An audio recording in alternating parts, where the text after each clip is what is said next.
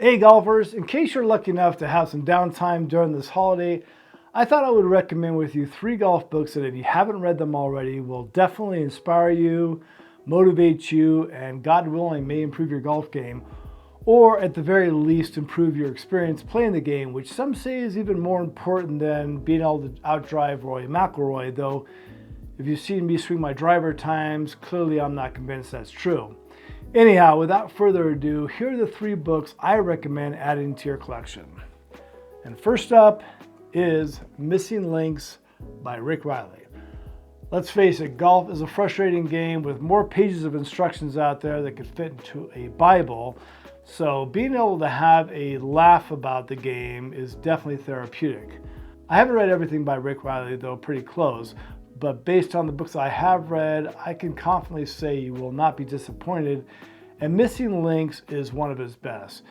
It tells a hilarious story about a group of golfers who regularly play at Ponkacue Municipal Course in Delhi, heralded as the worst public golf course in America. I know I butchered the name, I apologize.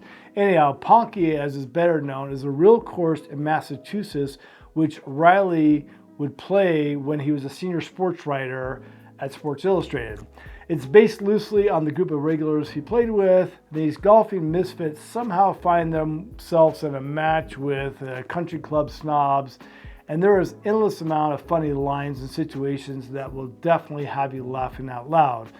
For me, it reminded me of some of the many players that I have played with or do play with who would gladly take your last dollar for a skins match, but would also come pick you up 100 miles out of town in the middle of the night during a snowstorm.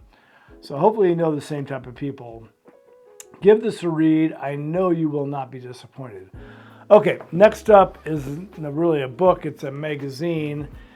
It's called The Golfer's Journal. I recently joined the Broken Tea Society, and this magazine is something it comes as part of your subscription, our membership. It is chock full of beautiful images and fantastic writing. It will show you courses that you'll want to add to your bucket list. Just amazing. Plus, it looks a hell of a lot better on your coffee table than a regular golf magazine. So it's got that going for it. Highly recommend it. Okay, last up is a book probably you haven't heard about. If you have, then you'll know why it's on my list. It's Golf's 3 Noble Truths by James Regane.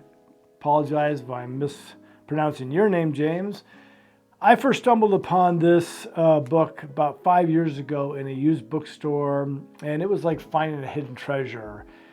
It is chock full of, insights and ways of looking at playing golf and the people you play with.